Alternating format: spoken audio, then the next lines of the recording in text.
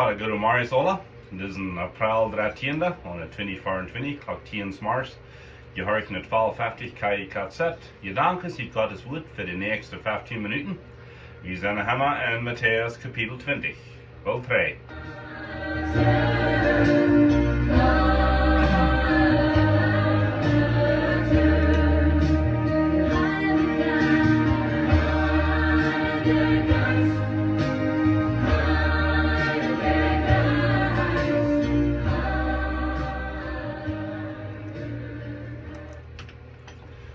Så det femmal fangen wir Matteaus 20 an und ich sehe das als eine von meinen Lieblingsgeschichten, was Jesus mir vertellt hat.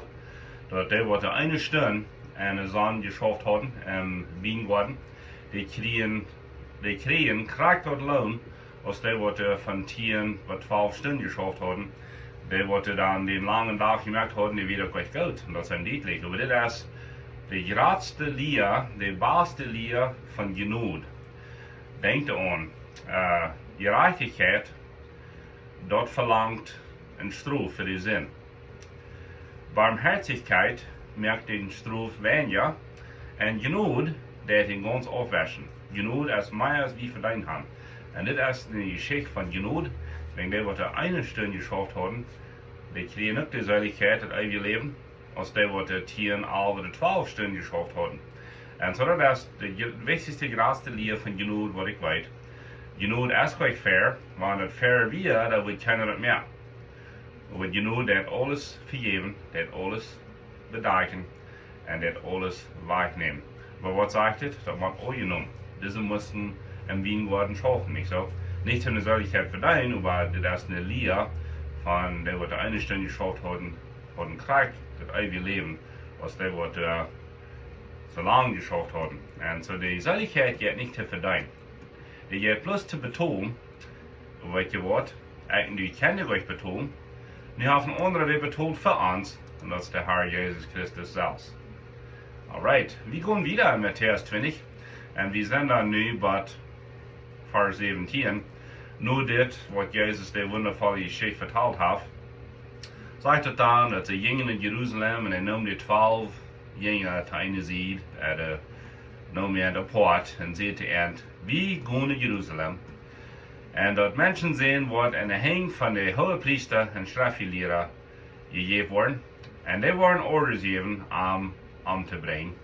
Und die waren am übergeben der Herden, dort sie am Spatren, dort sie am Verpitchen, und dort sie am waren Kreuz anbringen. Und den 3. Tag wird er vom Tod abstehen. So Jesus steht hier jedemmal, die Jünger proben rein zu merken, was wird passieren. Und dann gehen wir wieder nur Vers 20. Und hier haben wir ein Beispiel von dem Königreich, was der ewige Kopf ist. Ich habe jedemals gesagt, Luther T, dass Gott sein Reich ist das Gegenteil von der Welt. Und so hier haben wir noch ein Beispiel von dort. Dann sagt er, die Mutter und die Frau von Zebedee, und die 2 Sehens, das wären Jakobus und Johannes, die kamen an und vroeg als sie an wat feiern können. Jesus vroeg, wat fehlt die? Sie sagten, laat meine Jungs mit die Tauben regieren, einer an der rechten Seite und einer an der linken und den rechts. Jesus sagte, die weiß nicht, nur was die frei ist.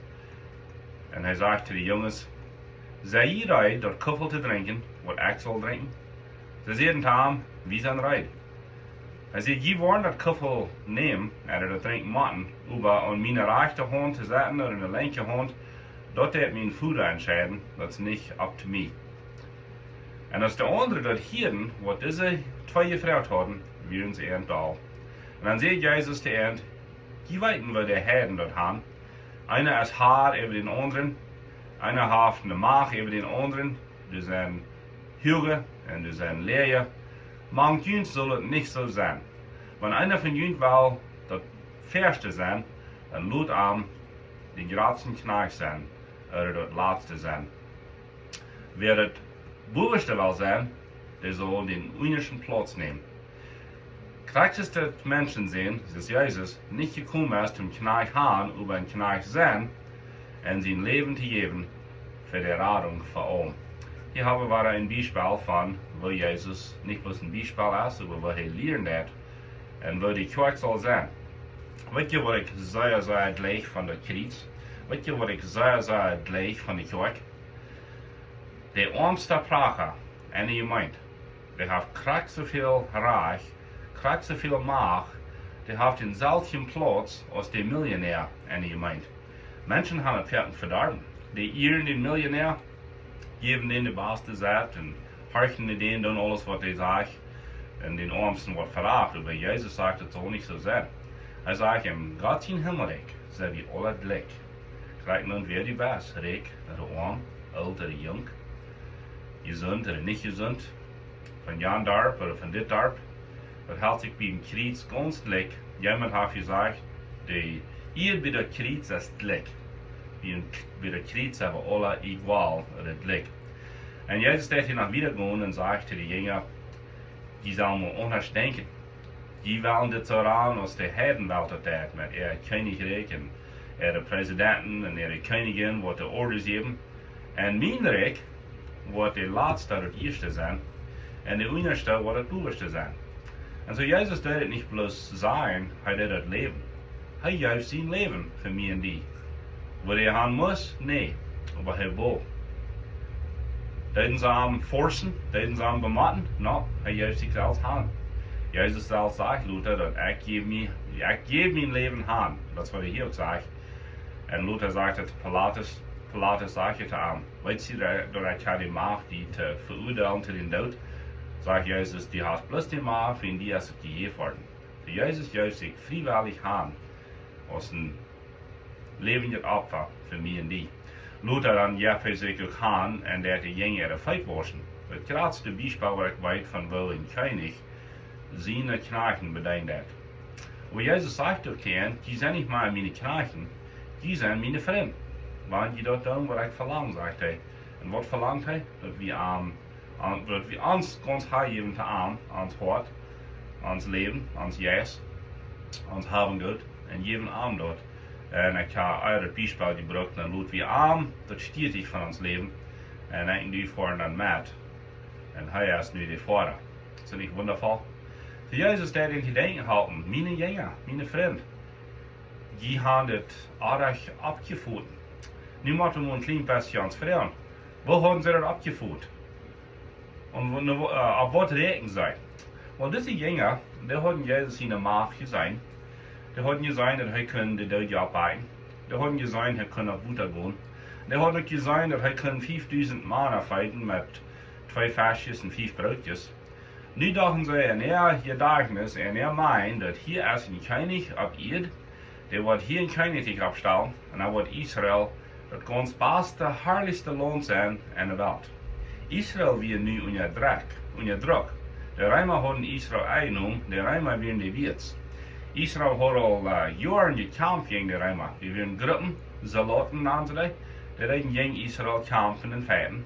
Und die lüden nicht in Heiland, die lüden nicht in Messias, dass der wird kommen. Und dann wird er mit seiner Macht eine große Herd Soldaten abstellen, eine große Armee, und dann wird er gegen die Römer gehen. Und diese Jünger, die Frau und diese Frau, kann wie das Feste sein und dort recht. Kann wie sie die Seiten und die halten regieren. Oh, meine Freunde, Jesus hat so einen ganz anderen Plan. Er wird keine Armee abweichen, er wird kein Schwert brechen, er wird sich selbst geben aus dem Opfer. Er wird sterben, aber er sagt er wird wieder aufstehen. Und dann wird er ein Königreich bauen, was nicht von dieser Welt ist. Das Königreich, ans König aus dem Himmel. Seine Befehle, die kommen von oben, von seinem Wort. Wir sind hier auf Erden, und hier ist ein Königreich, aber das geht nicht zu sein. Warum? Wenn das ist an uns hart. Das Königreich, das Menschen gewinnen, das Königreich, das Menschen halten, das Königreich, das mehr Menschen anbringt in das Königreich. Und das merkt einen ganzen Unterschied in dieser Welt. Jesus sagt, wir sind hier aus dem Licht. Wir sind hier aus Salz. Das Königreich ist hier, aber das ist ganz anders, als was die Jünger würden gedacht haben. Nicht so? Und die lehrt hier einfach durch. Und dann gehen sie wieder. Sie kommen bei der Stadt Jericho. Und ich legte sie Geschichte. Als sie durchgehen, eine große Herde Menschen mit am Tag. Dann sind die zwei blinde Männer, die zaten bij den Weg, die waren gepraat haben. En die waren het aan, die hieren het vielleicht, en blinde kon je de wing hieren, ne? Dat Jezus jet voorbij, dan fangen ze aan te schreeuwen, Jezus, Sehen David, hab Barmherzen an uns. Wat betekenen sie hier im Arm aus der Herland, aus dem Messias? Wegen der Schrift hat gesagt, dass ein Sehen von David wird einmal auf den Königsthron regieren. Und so sie haben die Anerkennung, wer wir. Was tun die Menschen? Hey, sie starb. Habt euch Zeit für die. Was tun diese Blinge? Schrien sie bloß Lüder. Das sagte mir in die, du soll noch mal schreien, nicht so? Wir sollen nicht aufhören mit beten. Wenn unter sein Himmel ab, das habt ihr nicht, dann bloß Lüder beten und länger beten.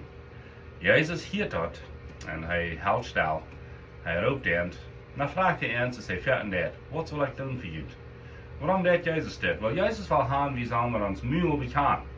Remittieren sagt, wir haben het Mühe bekannt, der wird selig. Wir sollen sein, was uns fehlt. Und dann fragen sie treuartig, Herr, wo stellen sie Augen aufmerken? Und das sagt gleich das letzte Vers in Matteaus 20. Er hat Barmherzen, er hat Mitleiden. Er hat seine Hänge auf ihre Augen ab, und sie können gut sein. Und was wird das Resultat davon? Was wird nur folgen? Sie gingen am Hängen ran. Well, nicht so. Jesus hat ihr Leben hier geändert, er hat ihn besser gemerkt, den will wir nur folgen. Das ist das Ende von Matteaus Kapitel 20. Wir kommen nicht dichter bei, nur der Österreichisch. Die Kleiner hat dazu eingestellt, dass wir haben das Osten gehört, aber wir gehen nicht an die Österreichisch nennen, hier in Matteaus 20. Aber von nun bis dann werden noch viele verschiedene Geschichten sein und lernen, was Jesus über die bringt. So, danke schön für Hören. We'll train met het gewone Programm hier op 1250 KIKZ.